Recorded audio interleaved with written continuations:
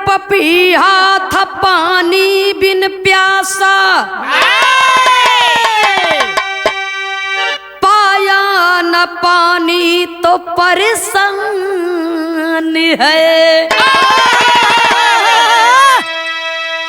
कहीं पर लहरता था सागर ले आसा, प्यासा मिला ना तो अपमान है। कहीं पर देवरी ने भाभी को चाहा, अरे चाहे न भाभी तो कत्लान है। कहीं पर भाभी ने देवर को चाहा, पर चाहे न देवर गया सान है।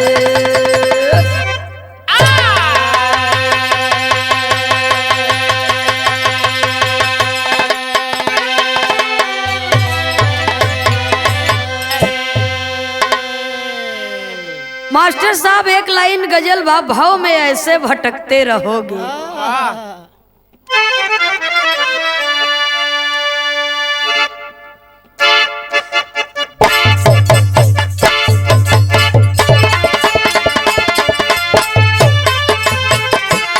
वाह वाह वाह यो।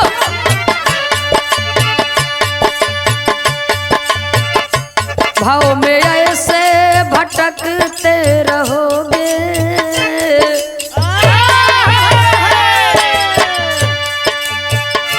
भाव में ऐसे भटकते रहोगे, पार जाने की हस्ती नहीं है।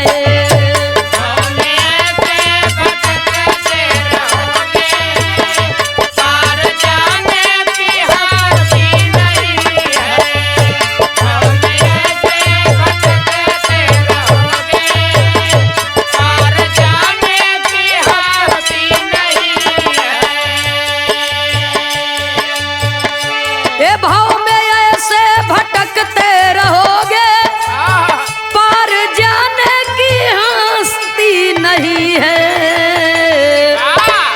दर दर ठोकर तुम खाते रहोगे, दर दर ठोकर तुम खाते रहोगे, मुक्ति पाने की कश्ती नहीं है।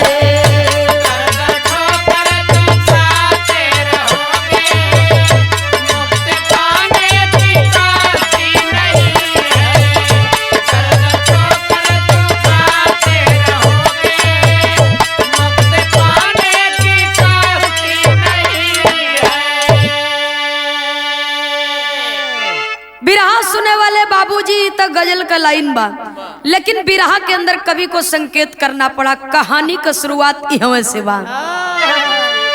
बड़े भाई की शादी हुई थी,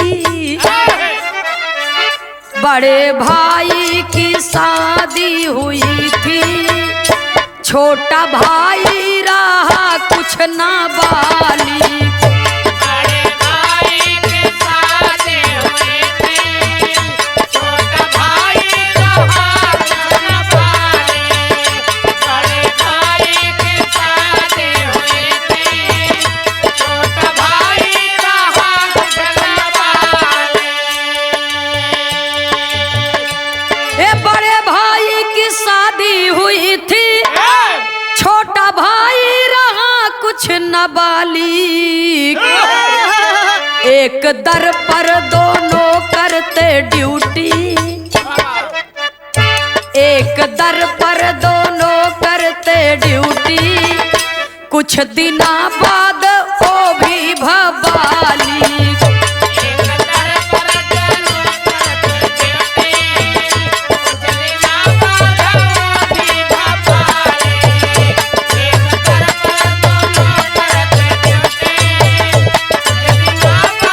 एक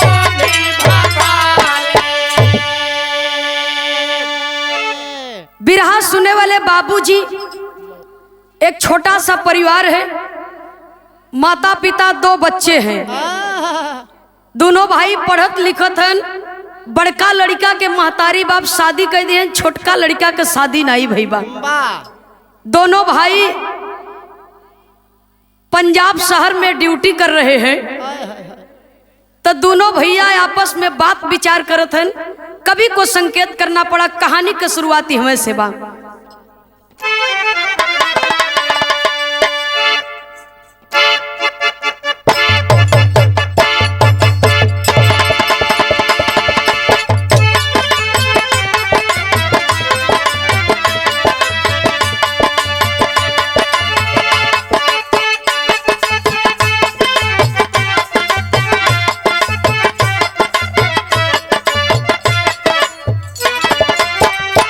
दोनों भाई रहे परदेश में, बयान सुनो। दोनों भाई रहे परदेश में, बयान सुनो। खाना बनावे में दुई नौ रहे परेशान, सुनो।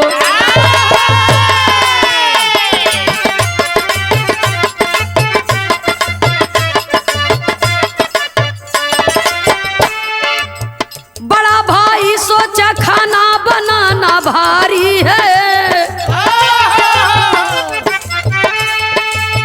बड़ा भाई सोचा खाना बनाना भारी है।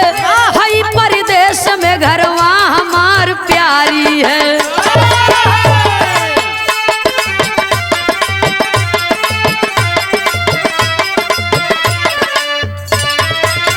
टिकट कटाया, एक दिन पहुंचा घरे जा करके। टिकट कटाया, एक दिन पहुंचा घर पे जा करके। चला दुल्हन को अपने साथ में लिवा करके।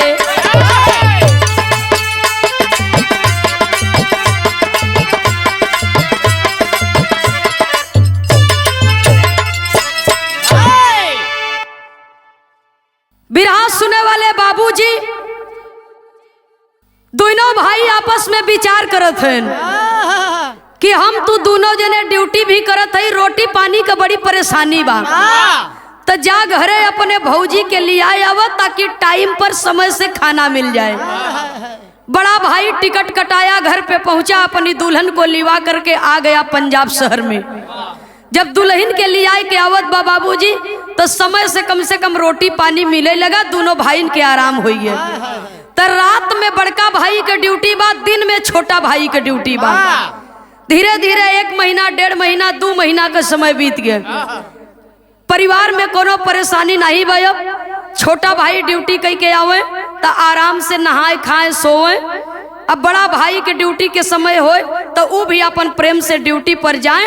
अब कोनो दिक्कत परेशानी नहीं बा। एक दिन का बात बा, एक घटना घटी। बिरहा में एक लाइन तर्ज लगी मास्टर साहब।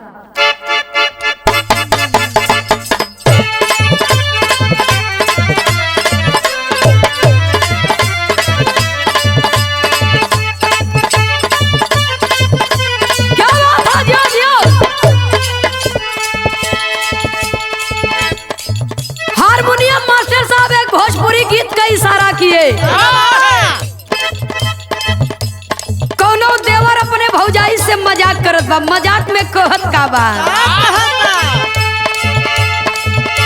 हे नाही मजा बा काशी बनारस, नाही मजा बा काशी बनारस, पटना शहर बजारी में। जवन मजा भौजी के नैहर भैया के ससुरारी में।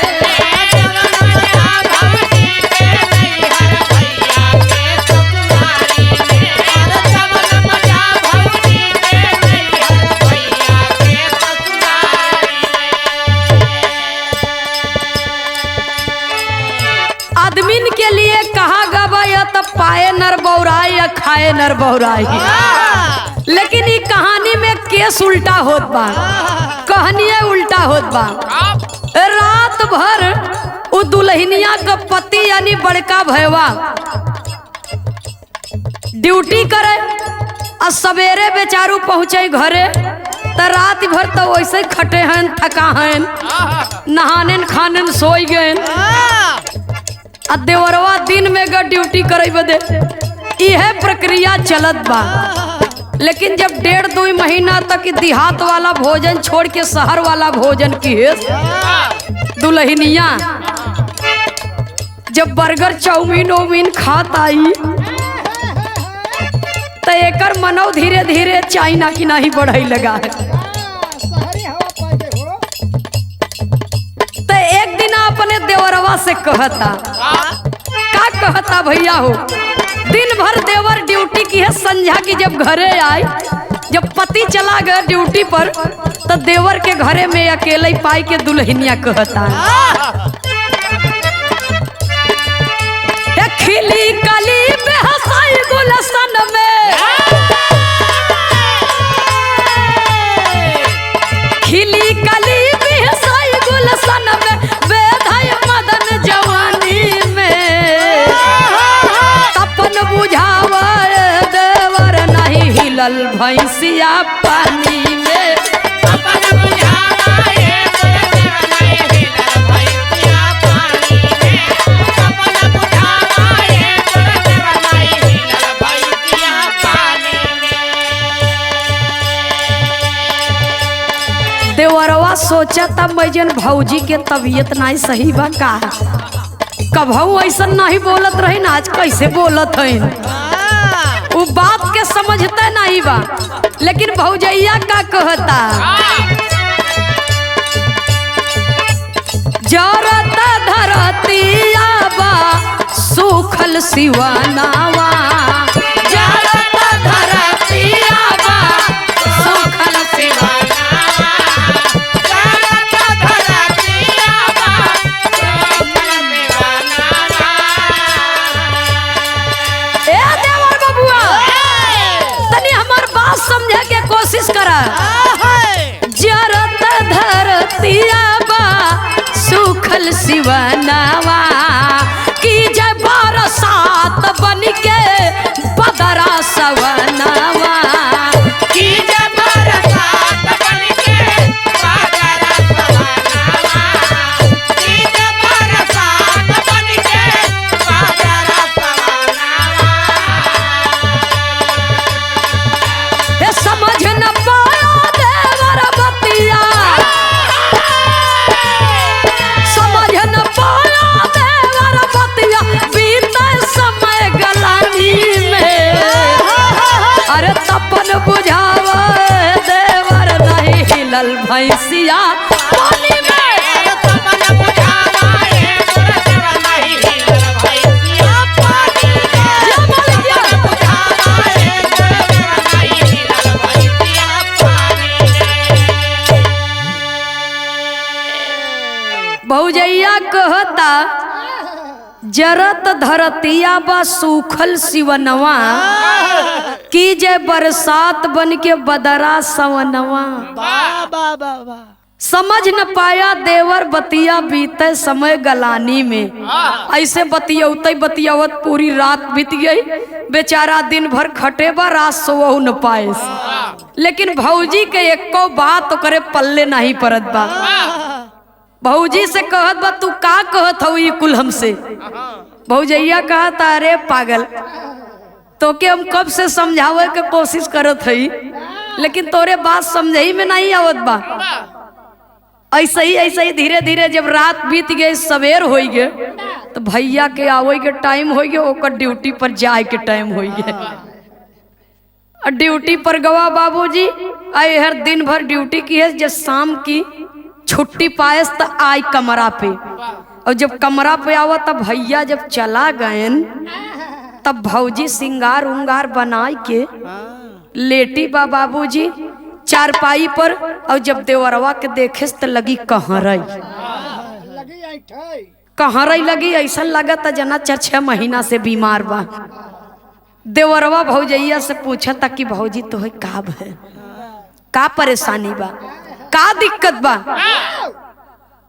देवरवा से भौजैया कहता, का कहता भैया मास्टर साहब, एक लाइन तर्ज बा।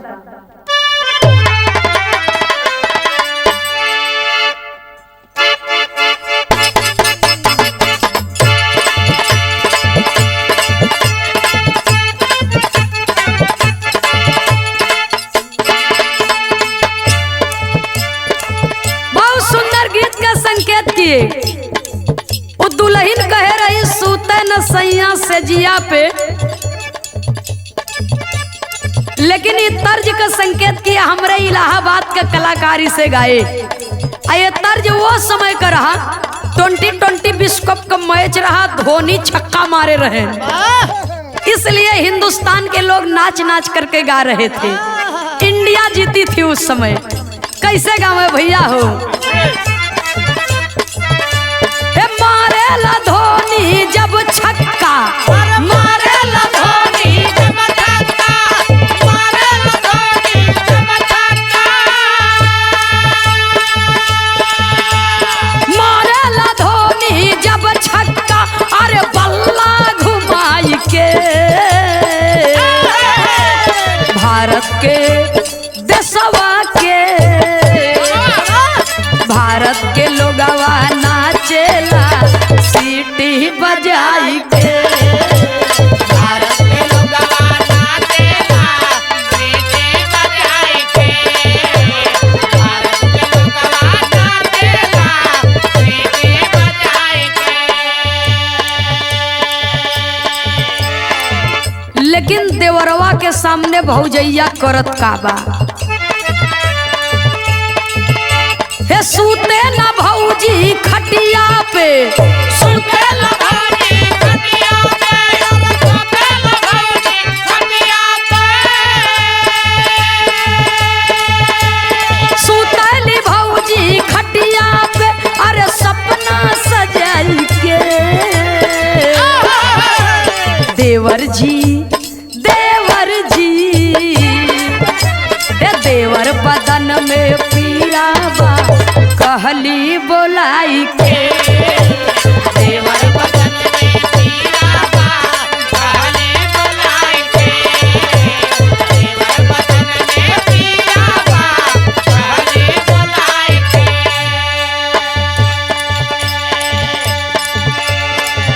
सुनी के बचन देवरा सोचेला उपैया,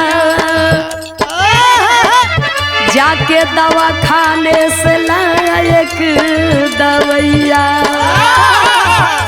हे बोला देवरवा भाभी से, बोला देवरवा भाभी से, बोला देवरवा भाभी से,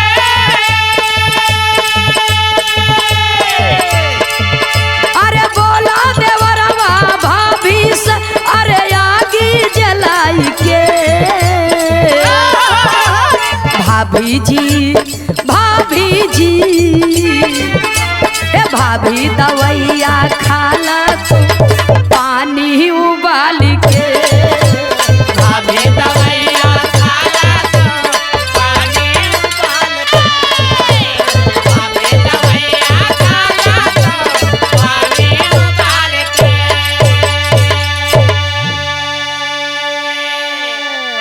भाभी के बतिया पर ध्यान देवरवा यह बदे नहीं देत बा कि ओकरे मन में ये बा कि बड़ी भौजाई माँ के समान हुआ करती है। लेकिन भौजैया ए बात पर ध्यान नहीं देत बा। पति देवता तो ड्यूटी में मस्त हैं, उन्हें याद ही नहीं न कि घरे में दुल्हन बा हमार, कम से कम 2-4 मिनट के समय निकाल के ओहू के दुख सुख सुन ले। सुने वाले बाबूजी उ तो ड्यूटी में अपन मस्त हैं। अहर भौजैया देवरवा से कहता कि सुन देवर बदन में पीरा बा कहली बोलाई के, आज बदन बहुत दर्द करत बा देवर बबुआ, यही से खाना वोना बनवे के हिम्मत नहीं पड़ता, जाता होटल से लिया तो कुछ खाए लेता तू हूँ हम हूँ। जब इतना बतिया सुने तो कहे खाना ले बदे तो जाता ही है, वैसे जाई भौजी के दवाई ले आई। गवा बाबूजी नाश्ता पानी लीहेस और दर्द का दवा भी लीहेस मेडिकल स्टोर से। घरे आई गैस जलाई के पानी रख दिहेस और नाश्ता वास्ता भौजाई के दे दिहेस, काल तू नाश्ता कैलू आई पानी रखे है, पानी गर्म हो जाए तो दवाई खाई लू, हम जाते कुछ खाए के चला आओ तब आओ ते आराम करब। और ये तना कह के जब घरे से बहरे निकल लगा तो वो पलंग से उठ के खड़ी हो गई। और जब उठ के खड़ी हो गई बाबूजी तब पाछे से पहुंची और पकड़ ली है सही से देवरे के, पकड़ के कहत का बा बिरहा में एक लाइन तर्ज लगा मास्टर साहब।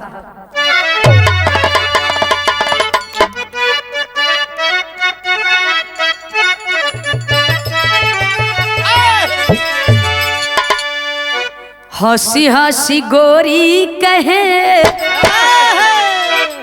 हंसी हंसी गोरी कहे मनसैया बतिया, भारी ना तहालू के गढ़ा द तीन पतिया।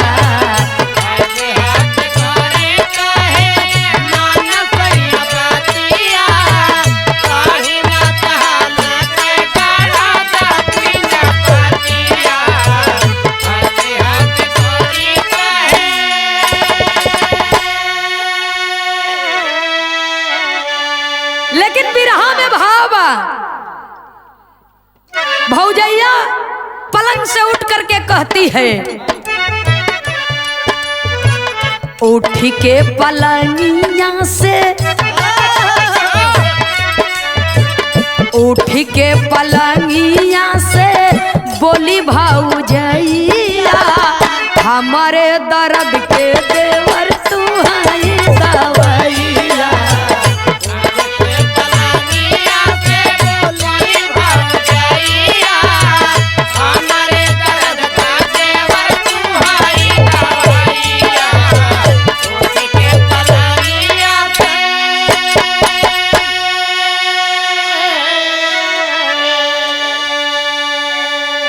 देवर मुँह घुमाई के भौजी ओरी देखे से कहे का मतलब। तब भौजैया का करता, धई के या कवारिया में देवारा से बोली, सिनवा में ऊन के सटावे अपन चोली।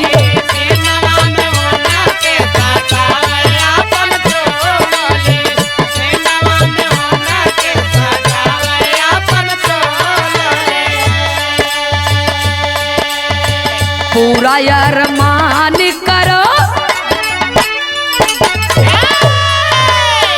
पूरा अरमान कर ले ला तू रुपैया, हमारे दर्द के देवर तू है दवैया।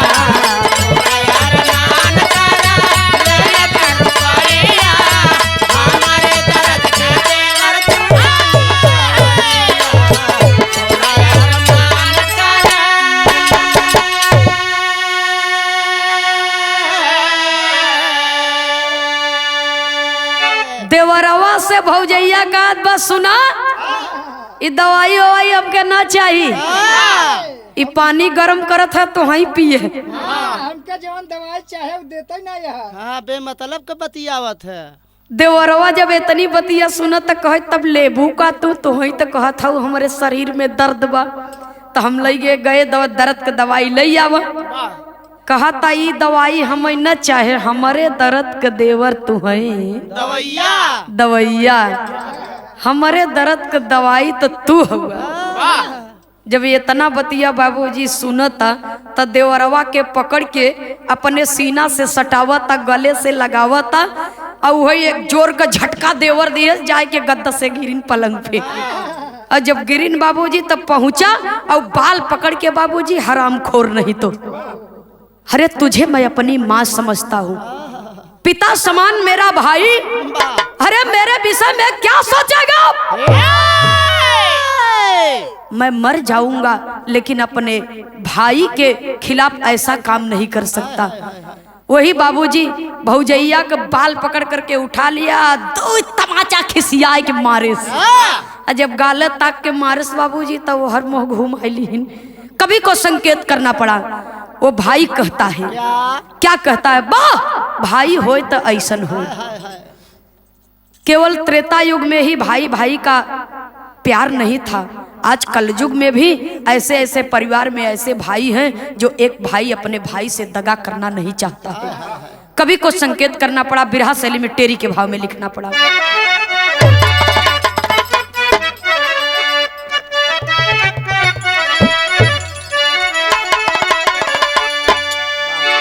अरे मोरे राम भाई के अपने द्रोही न होबई, देवर कहा कि जीवन लैला तू भौजाई।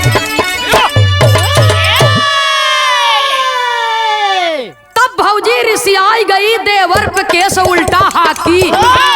जब तू झापड़ पाएस तब भौजी रिसियाई गई देवर पे केस उल्टा हाकी। अरे भवा सबेर पति आया पति से बोली कर चालाकी। शाम की ड्यूटी गया पिया देवरा पटका सर पे चाकी। ए पति देव शाम की ड्यूटी गया पिया देवरा पटका सर पे चाकी। साड़ी चोली फाट गई केवल इज्जत रह गई बाकी। ये रात बीती है। सुबह के टाइम में पति देवता जब आवत हैं ड्यूटी पर से घरे तो देवरवा तक घर छोड़ के दूर बाटे कि हम अपने भाई के सामना कैसे करब। ऐसन हमारे भौजाई के चरित्र बा तो हम अपने भाई के सामना कैसे करब। हमरे में हिम्मत नहीं बा। सुने वाले बाबूजी अये हरी बार और छितराय के ब्लाउज उलाउज फाड़ के साड़ी ओड़ी सब एकर एहर ओहर भाई बा को।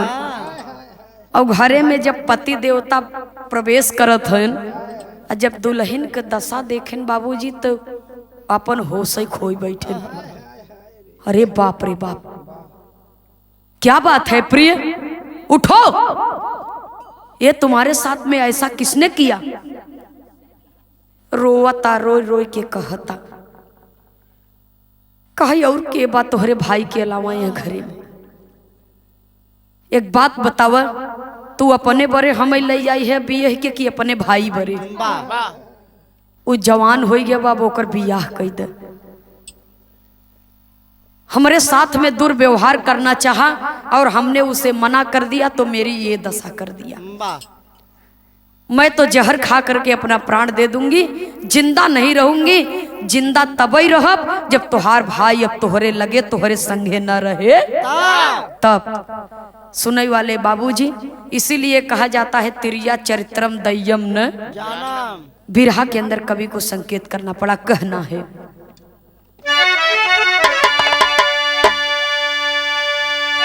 विदेशिया का भाव उबा। एक दुल्हन का पिया परदेश में बा आ दुल्हनिया अपने पिया के याद में रोता। का कहता अरे हंसी हंसी पनावा खियौला बई मनावा।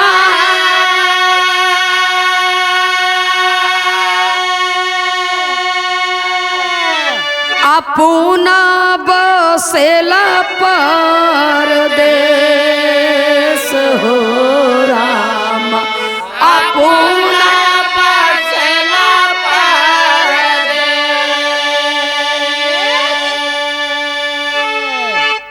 कोरी रे चुनरिया में दगिया लगौले दिहाले करे जवा मिठे। दिहाले करे जवा मिठे। सुने वाले बाबूजी दुल्हनिया के आंख के आंसू पति देवता पोछत हैं, लेकिन उसके आंख का आंसू नहीं थम रहा है। रो रो करके अपने पति से कहती है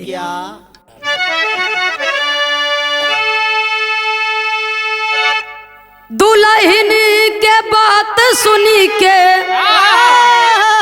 चली भबीरा नावा।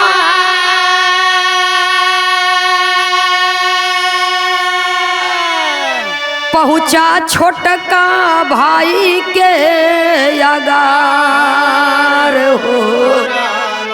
पहुँचा छोटका भाई के धई के टंगरिया जमीनिया पे खिंचले पूछई लगा बात मार मार। पूछे लगा बात मार मार। अरे छतिया पे चढ़ी के सिगटैया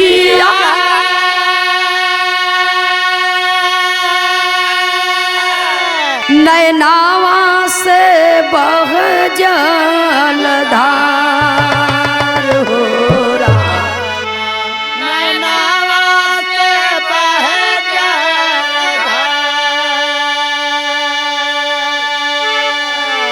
टोलावा पड़ोसिया के जियरा बचाई हले भाई का है भैया से पुकार हो राम भाई का है भैया से पुकार हो राम भाई का है भैया से पुकार।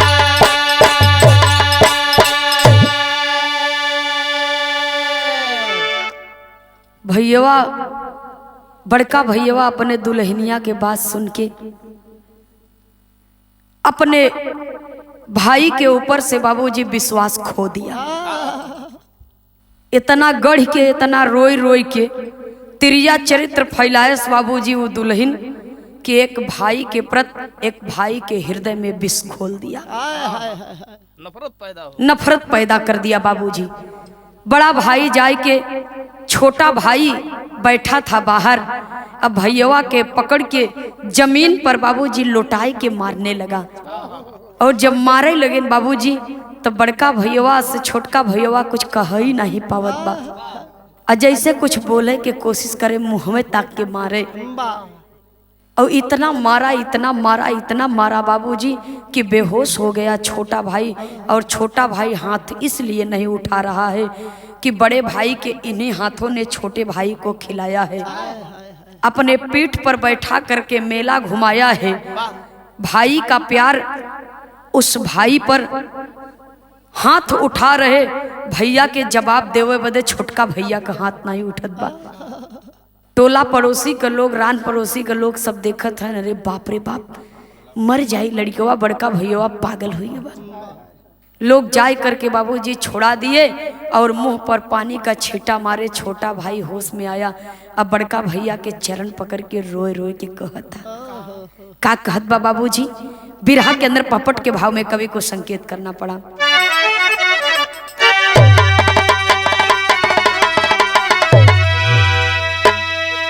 अरे भाई रोवई पकड़ के चरणवा बड़का भैया हो, हे भाई रोवई पकड़ के चरणवा बड़का भैया हो। औ हमें बतावा मारा के कारणवा बड़का भैया हो।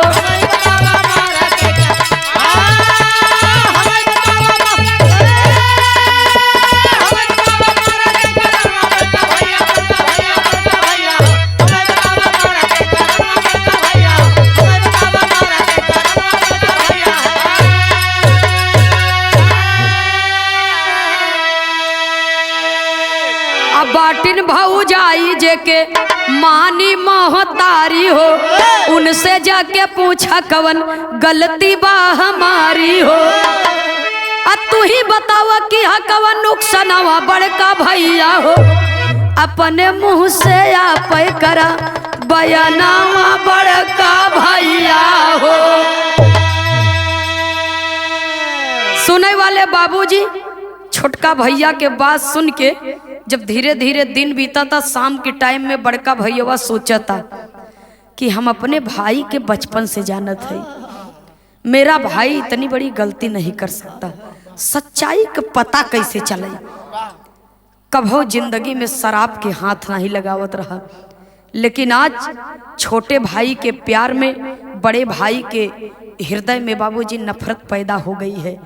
इसलिए सच्चाई उगलवाने के लिए शाम को गया, दारू पिया और दारू के नशे में अपने दुल्हन के पास पहुंचा और दुल्हन से कहत का पहपट के दूसरे अंतरा में, अरतिया की दारू पी के आइले जवानवा हो, और नारी के मारी मारी पूछे कुली बयानवा हो। अल्लाह लयनवा कैलस्ते ही छनवा बड़का भैया हो। औ हमें बतावा मारा के ही करनावा बड़का भाई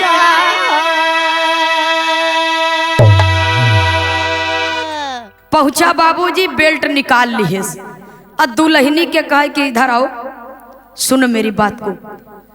दुल्हनिया कहा तक का सुनी, अब हमार को सुने की हिम्मत नहीं रही गे बा।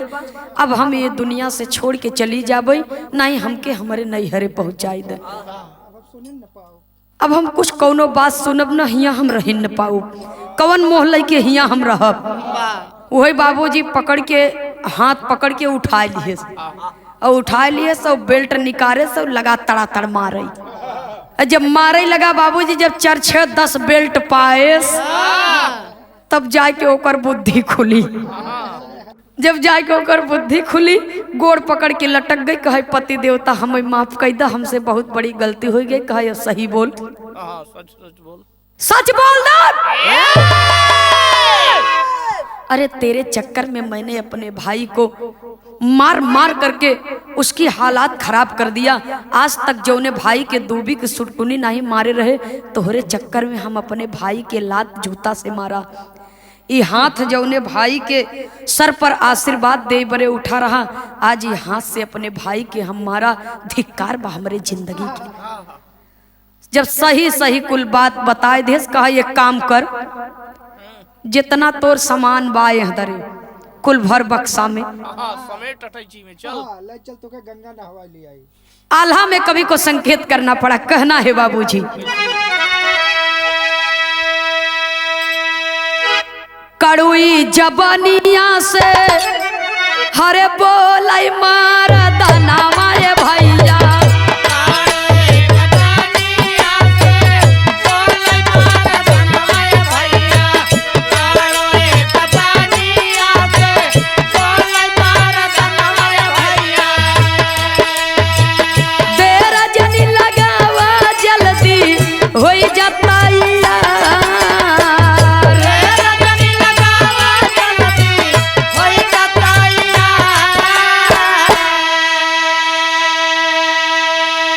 पेटिया में बाटई जावन लैला कुल गहनवा ये रानी। पेटिया में बाटई जावन लैला कुल गहनवा ये रनिया। पेटिया में बाटई जावन कुल गहनवा ये रनिया। गलती क्षमाना एकदम होई है हो तोहार। गलती क्षमाना एकदम होई है हो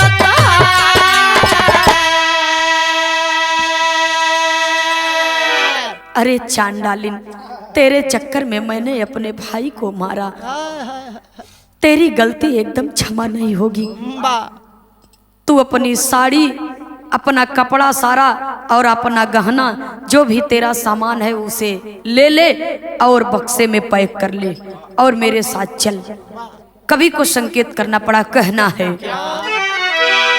संग में लियाई करके चाली भाभी रनवाए भैया। संग में लियाई करके चाली भाभी रनवाए भैया। संग में लियाई करके चाली भाभी रनवाए भैया। जाई के पहुंची गईले अपनी ससुरार। जाई के पहुंची गईले अपने ससुरार। सार साढ़ुआई न बूढ़ा बूढ़ाऊ के समनवाए भैया।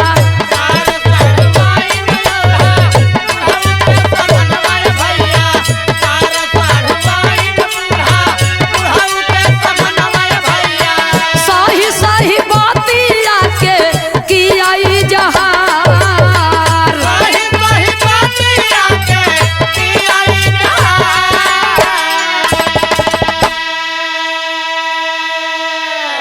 सुनई वाले बाबूजी रातों रात पहुंच गया अपने ससुराल। और जब ससुरारी में पहुंचा तो जब सबेर होता तक वो करे दुल्हन का काकी माई जितना सब रहन परिवार में, पास पड़ोस के लोग सब इकट्ठा होते हैं। का बात बा, सब रहे नहीं ले आई के आई गए। का बात बा मेहमान सब रहरई एकदम से ले आई के आई गया कहा सब रहरई नहीं रतिये में आई गए रहे। वही बाबूजी जब सवेर हो गए तो अपने बूढ़िया से अपने सास से दामाद कहता है जौन तोहरे अगल बगल के हो नहु के बोलावे चाहत बोलाइले, कुछ नातो रिश्तेदार बोलावे चाहत बोलाइले। कहे काहे मेहमान, कहे पहले बोलाबू तब बाबू कहाँ गए खेत हंगावे गए हैं का ओनहो बोलाइले। पूरा परिवार इकट्ठा हो गए जौन कुछ मुख्य मुख्य रिश्तेदार रहन, मम्मा मौसा फूफा गांव देश के लोग जे अगुवाई कराए रहन ओनहो बोलाए के सब जब सब दोपहर में इकट्ठा हो गए दुआरी पर तो उनकर सारी करतूत सबके सामने बाबूजी लगा बयान करे जवान। और जब बतावे लगा तो जब सब लोग सुनेन तो सब बाबूजी धिक्कारत हैं, ओ लड़की के कहत हैं। का कहत हैं कभी कुछ संकेत करना पड़ा।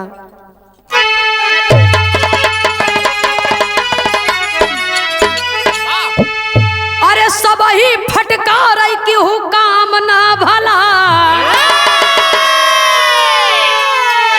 हे सब ही फटकार की हूँ काम ना भला। अरे मरदा नवा गुजरिया छोड़ी चला,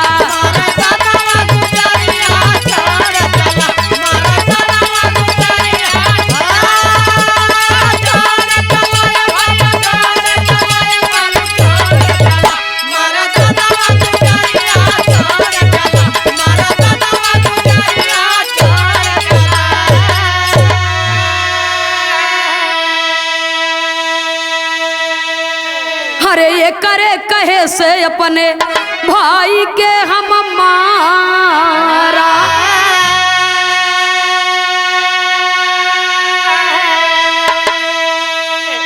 हाय राम हृदय में कुछ ना विचारा,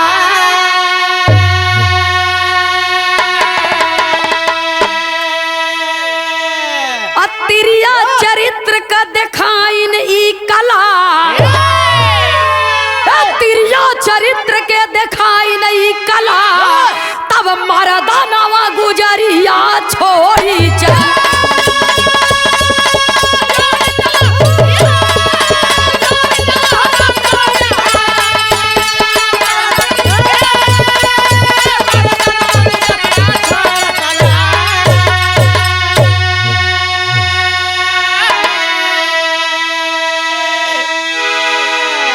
कहा अब तई ही अपने नैहरे में रहो, हमारे परिवार से हमसे तो हर कौनो नाता नहीं बा।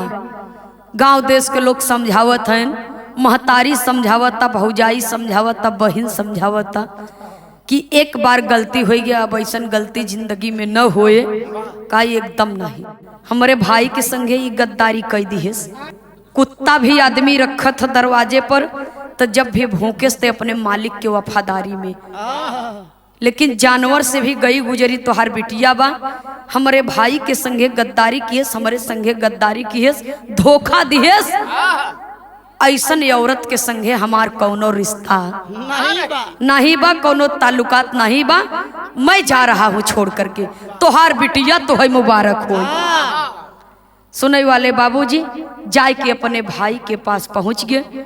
अब भैया रोवता, बैठा बा, चिंतित बा, दुआरे रो रहा है, बैठा है, चिंतित है बाबूजी। अब भैया के देखे से भैया हमारा अकेले आवत है, भौजी नहीं। भाई तो डर के मारे कांप रहा है, बड़े भाई के पास नहीं गया। लेकिन बड़का भैया थधाई के छोटका भैया के पैरवई पर गिर पड़े, पैरवई पर गिर पड़े बाबूजी। और बड़े भाई को अपने पाँव में गिरे देख करके छोटा भाई उन्हें उठा लिया और गले से मिल करके, जैसे 14 वर्ष बाद भगवान राम वनवास से आए हैं, भरत का मिलाप हो रहा है। गले से मिल करके रोने लगे कि भैया तू मेरा सारा संसार है, तू ही मेरी दुनिया है, मेरा दुख सुख तेरे साथ में है। बचपन से तो है हम अपने हृदय से लगाई के पाले पोसे है, तो एक औरत के कारण हमारे तोहरे बीच में नफरत पैदा हो। अब ऐसा जीते जिंदगी नहीं होगा। मरने के बाद दोनों भाई को भगवान अलग करे सो कले, लेकिन हम लोग जीते जिंदगी अब अलग नहीं होंगे। दोनों भाई एक दूसरे से गले मिले और बड़ा भाई छोटे भाई से हाथ जोड़ करके क्षमा प्रार्थी हुआ और दोनों भाई खुशी खुशी अपना जीवन बिताने लगे। इसीलिए कहा गया है, पहले ही भूमिका के लाइन में कवि लिख दिए हैं, बड़ी सुंदर लाइन इसीलिए कवि ने लिखा है कि कहीं पर पपीहा था पानी बिन प्यासा, अब पाया न पानी तो परेशान है। पपीहा स्वाति बूंद पियत है, वह आसमान की तरफ मुंह करके बाबूजी स्वाति बूंद पाता है तब पीता है, और जब स्वाति बूंद नहीं पावत तब पियासा ही रह जाता। लेकिन जमीन का पानी पपीहा कभाऊ नहीं पियत बाबूजी। कहीं पर लहरता था सागर ले आशा, प्यासा मिला न तो अपमान है। सागर का पानी कितना गहरा बा लेकिन खारा बा, एकरे वजह से ओकर पानी के ग्रहण नहीं करत बाबूजी। तो उसके गहराई से इंसान का लेना देना बा। इंसान का आधी जिंदगी सागर के सहारे चलता, लेकिन फिर भी उसका पानी कोई ग्रहण नहीं करता है। सागर में पैदा होने वाला नमक सबके घर में यूज होता है, लेकिन होकर पानी क्यों पियत नहीं बाबूजी। कहीं पर देवर ने भाभी को चाहा, चाहे न भाभी तो कतलान है। और कहीं पर भाभी ने देवर को चाहा, चाहा न देवर गया शान है। तो परिवार में चाहे 2 जने हों चाहे 10 जने हों, परिवार में प्रेम होना चाहिए, लेकिन प्रेम का मतलब स्वार्थ नहीं होना चाहिए। प्रेम का मतलब एक दूसरे के प्रति आप समर्पण रहे, परिवार में एकता और अखंडता बनी रहे, ऐसी गलती किसी और परिवार में न हो। इसलिए गीत के माध्यम से कवि उपदेश देते हैं और कलाकार से जो भी बन पड़ता है, कलाकार मंच के माध्यम से उसकी प्रस्तुति करता है बाबूजी, कि समाज में ऐसी त्रुटियां होनी नहीं चाहिए। आखिरी और अंतिम प्रमाण में कवि को संकेत करना पड़ा।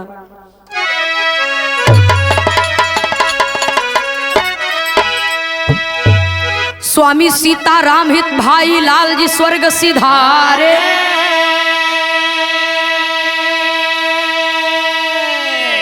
शंकर शोभनाथ विजय मां सारथ तेरे सहारे।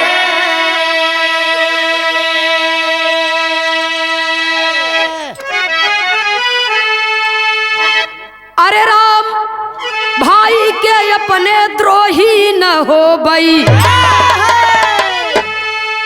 ए बाबू भाई के अपने द्रोही न हो बई। नंदनी खेमराज सब ही से नेह लगाई, भाई के अपने द्रोही न हो।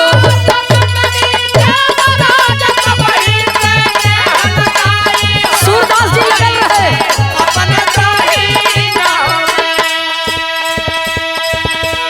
देख तेरे संसार की हालत क्या हो गई भगवान, कि कितना बदल गया इंसान, वो कितना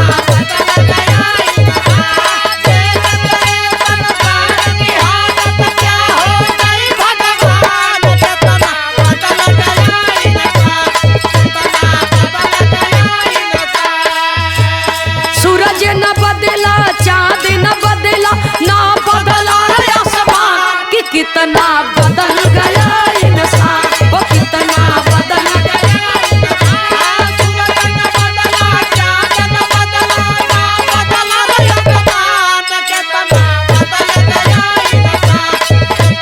बदल गया इंसान। जय हो जय हो।